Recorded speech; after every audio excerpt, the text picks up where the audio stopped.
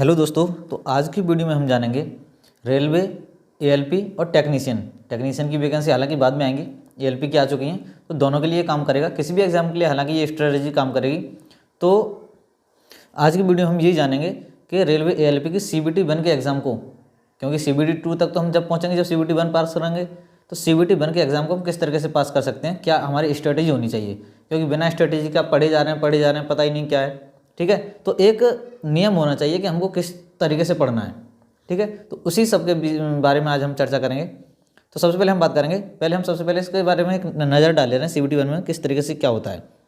तो CBT 1 में क्या होता है, 75 क्वेश्चन आते हैं, आपको 60 मिनट का समय मिलता है। आपको हालांकि सिलेबस अच्छे से पता होगा।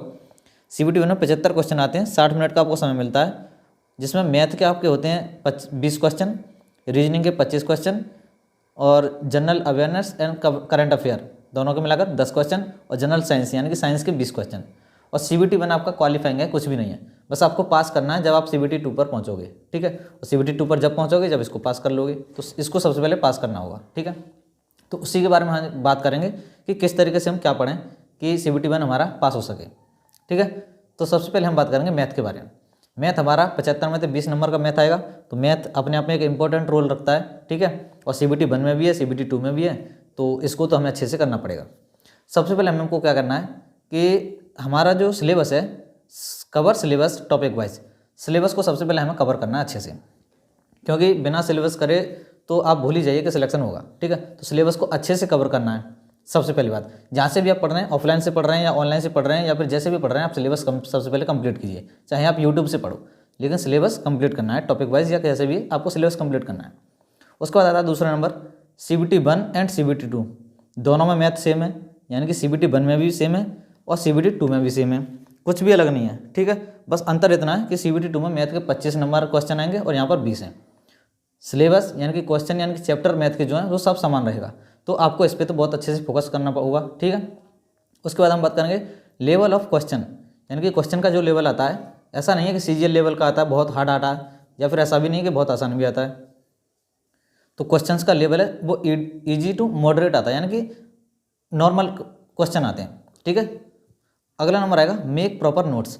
जहाँ से भी आप पढ़ रहे हैं, चाहे ऑफलाइन पढ़ रहे हैं चाहे ऑनलाइन पढ़ रहे हैं, आपको नोट्स प्रॉपर बनाने हैं। ठीक है, जो क्वेश्चन आपको हार्ड लग रहा है उसको अपने नोट्स में लिखिए, और जो भी फार्मूलाज वगैरह होते हैं वो भी आपको नोट्स में लिखने हैं, बाकी तो आप प्रैक्टिस करेंगे। ठीक है, क्योंकि सारे क्वेश्चन तो आप अपने नोट में नहीं लिखोगे ना, तो उसके लिए आपको प्रैक्टिस करनी है।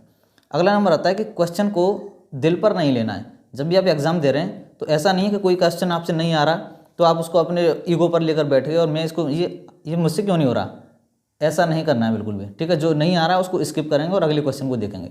खामखा उसके चक्कर में आप पूरे क्वेश्चन समय को बिता देंगे। ठीक है, तो क्वेश्चन को हमेशा कभी भी दिल पर नहीं लेना है, जो नहीं आ रहा है उसको छोड़ेंगे, आगे बढ़ेंगे। ठीक है, उसके बाद जो सबसे इंपॉर्टेंट चीज़ है, वर्क ऑन स्पीड, यानी कि आपको अपनी स्पीड पर काम करना होगा। भाई किसी रेस को हम जीत रहे हैं, तो हमारी गाड़ी अगर तेज़ दौड़ेगी तभी तो हम काम कर पाएंगे, तभी तो हम जीतेंगे रेस को। ठीक है ना, तो स्पीड यहाँ भी सेम चीज़ काम करती है। अगर आपकी स्पीड अच्छी है दूसरे से, तो आप जीत जाएंगे। ठीक है, हालांकि क्वेश्चन सभी कर लेते हैं, कोई देर में करता है कोई जल्दी करता है, जो जल्दी कर देगा वही तो जीत पाएगा ना भाई, तो सिलेक्शन तो वही ले जाएगा। तो स्पीड पर भी काम करना है, उसके लिए पहाड़े, टेबल, ठीक है, स्क्वायर, क्यूब, ये सारी चीज़ें आप अच्छे से याद कर लीजिए। उसके बाद प्रैक्टिस, जो कि सबसे इंपॉर्टेंट हो जाती है किसी भी चीज़ के लिए। प्रैक्टिस मेक्स मैन परफेक्ट, जो आपने कहावत सुनी होगी, तो प्रैक्टिस आपको करनी है। प्रीवियस ईयर की कीजिए, क्वेश्चन से कीजिए, प्रैक्टिस सेट से कीजिए, जहाँ से भी आपको करनी है प्रैक्टिस जरूर करनी है। ठीक है, अगला नंबर आएगा रीजनिंग।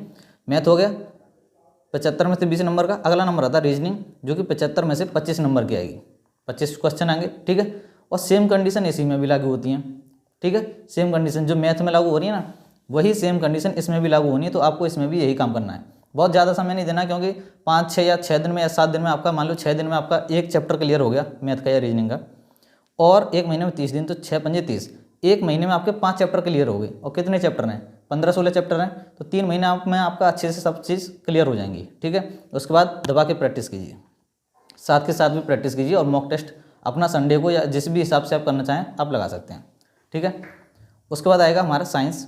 साइंस 75 में से 20 नंबर का आ रहा है, तो उसके लिए आपको क्या करना है, जहाँ से भी आप पढ़ रहे हैं, ऑनलाइन ऑफलाइन या कैसे भी, प्रॉपर नोट्स बनाने हैं, रिवीजन करना है उनका साथ के साथ, और प्रैक्टिस करनी है PYQ की, प्रीवियस ईयर के जो क्वेश्चन है, कोई प्रैक्टिस सेट ले लीजिए और उससे आप प्रैक्टिस करते जाइए।